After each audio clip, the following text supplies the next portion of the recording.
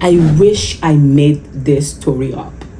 Really. I got a job offer as a foreign professional and I got ghosted. Like ghosted on arrival. Story of my life.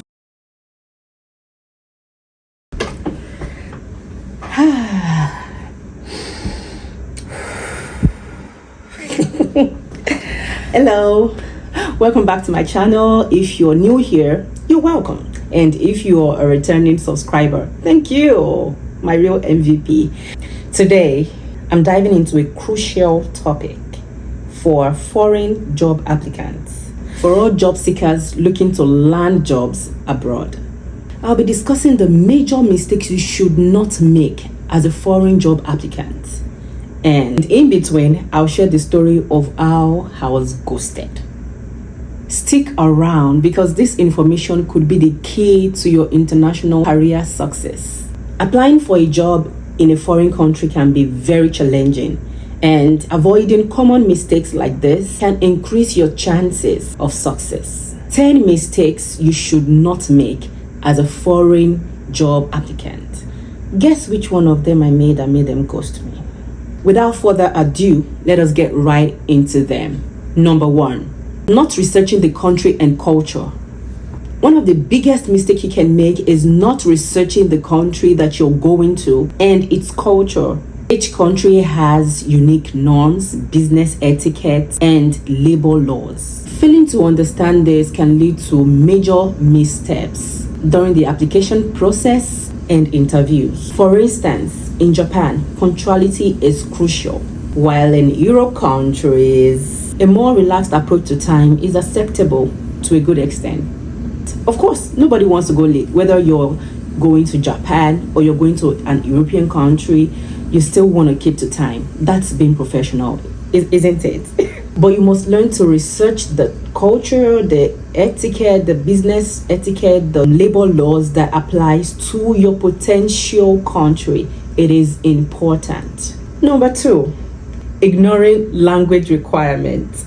Ignoring the language proficiency tests and all the language certifications that you need to take before applying for jobs is setting yourself a trap to fail. It can really be a major drawback. Ensure you meet all the necessary documentation, certification, language requirement needed to work in that particular destination or country. Even the firm, any language that they speak there, you should be able to speak it too. And you must do this before applying. That is important. If needed, invest in language courses and certifications to improve your fluency. Employers really want you to communicate in their own language, and this step is crucial. If you know why I just blinked, you can tell me in the comment section. I'm just going to move on. 3, submitting a generic resume or CV. Another common mistake is submitting a generic resume and cover letters. Tailor your application to the job you are applying for and the company. Let it be for them, like specially made for them. That way they will know that you're actually serious with your job seeking process and want to consider you. Do you even know that there was a time when I was binge applying for jobs, I mistakenly used the name of the clinic I applied to previously in the current application to another clinic. You can imagine that kind of mishap. Of course, no one reached back to me and I really understand. So if you want to avoid drawbacks like that, then you have to tailor your application to the job and the company. That way, you're really ready and seen ready. This shows employers that you are genuinely interested in their job, in the role, or their company. It shows that you're taking time to look into what they really want and you're ready to make yourself available for that role. 4, overlooking visa and work permit requirements. Pause. Hold on. Zoom in. Release. Zoom in. It is now time to share my mega ghosting story. Zoom out. I was offered a job as a vet tech in the United States when I was in Rwanda. That's another story for another day. I was a good fit, at least, because I couldn't practice as a licensed veterinarian in the United States. And of course, it was a good idea to start from somewhere. I was really thrilled about the opportunity, truth be told. Of course, who wouldn't? Excited and eager to start, I packed my things. I told the people I was working with at Rwanda that I had to leave, did all the plans. And I went to the United States of America. After accepting the email offer, without knowing or without having any due diligence of how, or without researching how the work permit or how the visas really differ from one another. Unfortunately, the recruiter himself, who happens to be the owner of the establishment, the clinic, did not also have a clue. It was as clueless as I was. I think maybe it was more clueless than I was, I took the job, I got to the United States, and it was time to do all the documentation and everything after arriving here in the United States. To make the long story short, with both of us not knowing the legalities involved as a foreign employee, I already arrived in the United States with my other legal visa, which was, I just thought it was just going to be a walkover. However, when I got there, the recruiter, the owner, started realizing that the expenses for the visa and work permit process is hefty and a lot. And the timeline was lengthy for him to wait for someone that they needed almost immediately. Anyway, this realization made him just stop returning my calls or even responding to my emails, not replying my text and messages. He just ghosted me completely. I visited the clinic twice, I think, and the 2 times I just looked at how things were. It was more like a mini work interview, and after that we started talking about the next step of the documentation, and that was when I noticed that I had lost the job even before I started. I had lost the job even before I started it.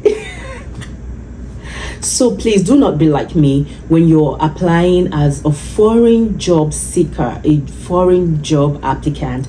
Do your due diligence. Know exactly the work permit situation in the country of destination, and make sure you adhere strictly to it. Let it be expressed in your offer letter. Anyway, I was left in a lodge. No job, nothing. I had to start from the scratch. I am so grateful to God that I was able to get another job who not only were willing to offer me a job, they were also willing to do a green card for me. The previous recruiter was looking at making H1B for me and all of that. Anyway, you understand the gist of the story. Know exactly the requirements for working in the country that you go to, whether it's in your continent or not. Usually, even inter-country work permit regulations differ, and you have to be intentional about that. Do you see why understanding the visas and the work permit regulation is crucial? I hope you do. Really, seriously, please do not be like me. Overlooking this can lead to a waste of time, energy, and effort. You can even reach out to the country's consulate or embassy if you have any questions about the process. Google is your friend. 5. Not networking locally. Building a network in the country where you're applying to can significantly boost your job prospects. Attend local events, join professional groups, and connect with industry professionals on LinkedIn and other professional platforms. Networking can really open doors of opportunities. I will never get tired of saying this, and that's why in most of my videos that talks to professionals, I'm always like including it there so that you know that it is as important as being a professional itself.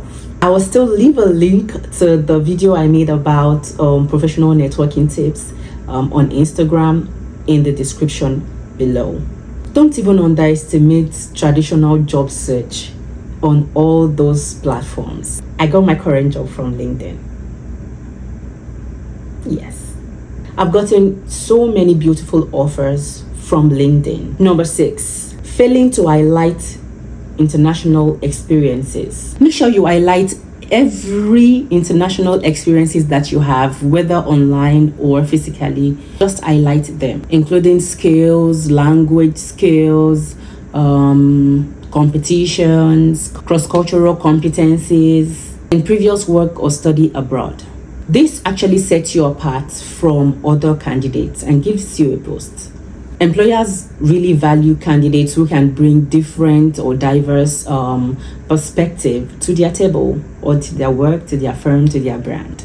Everybody wants to work with something different, not, you get what I mean. Number 7, underestimating the cost of living and salary expectations. Research the cost of living in the country you're traveling to or you're relocating to and ensure that it meets with your financial needs.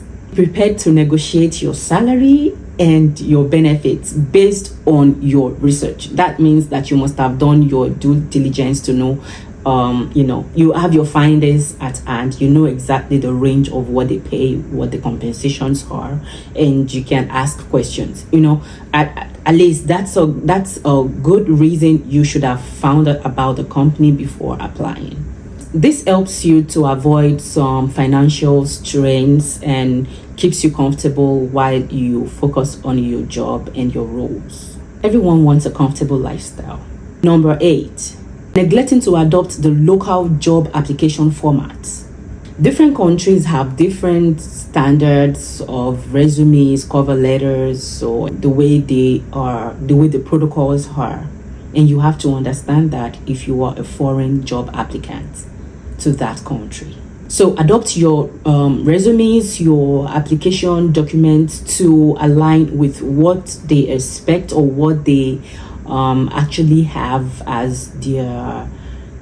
Just understand what they need and apply accordingly. For example, some countries prefer a very personal or detailed CV and resumes, while others don't. Some firms in some countries want cover letters. Some want motivation letters. Some want different things, and you have to know exactly. Some want statements. Those documents have very little differences, but you have to understand the ones that your country or destination needs, and you have to give them exactly what they want, how they want it. Some want personal details to be in the resume and the cover letters. Some don't mind, some care, some don't care. Just ensure you know what your country needs as far job application format is concerned. It also shows that you understand their hiring process and you have done your due diligence. I keep saying that. You should take note of that. If I keep saying something, it's because I know what I'm saying. Number 9, ignoring professional development opportunities.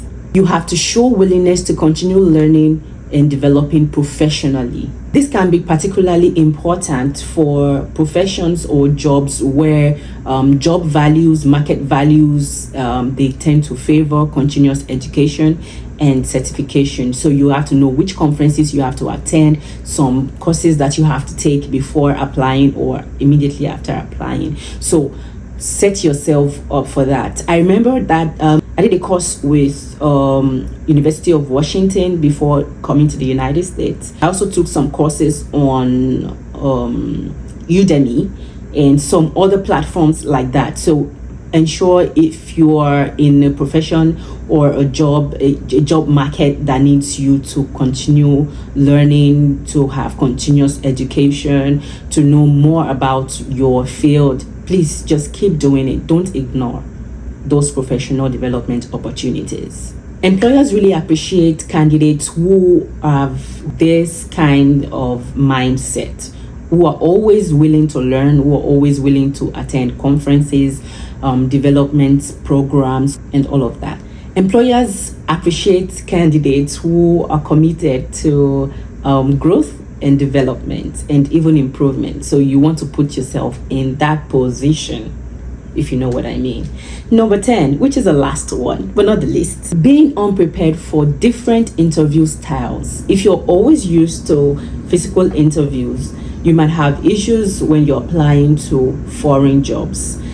But if you're always also used to online interviews, you may feel like if it's going to be physical, if they want a physical or a work interview, you may not really understand. But just prepare yourself. When you prepare yourself for any interview style, you give yourself a notch up on the interviewing and recruiting process. Familiarize yourself with different interview formats and styles, especially for the country that you're applying to, the questions they ask, the way they work, their protocols, and this will help you to prepare yourself to answer. I actually have some 5 questions you should ask and 5 questions you should be ready to answer, and I'll be dropping the link to that video under this video. So being well prepared for different styles and formats of interview will boost your confidence and your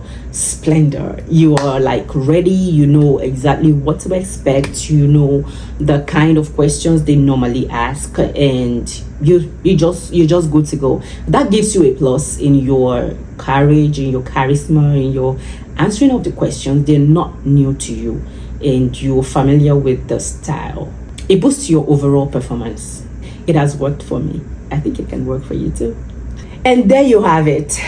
Avoiding these major mistakes can give you a boost in your career and job application process. It can improve your chances of landing beautiful jobs abroad. And you can also avoid being ghosted like I was. You know, if you found this video helpful, give it a thumbs up. Subscribe to my channel. Thanks for watching and good luck with your job search and interviews. Let me know where you are, if you are applying for a foreign job, or if you're already in the process, or if you plan to be, or if you have done it before, how you were able to do it, what should I have added to make this more relatable to you. And if I mentioned anything that related to you, you can tell me about it in the comment section. I will be waiting. My name is Adebankemo Michael, and you're welcome to my channel. Thank you again. Bye. See you in my next video. Don't forget to subscribe. Bye.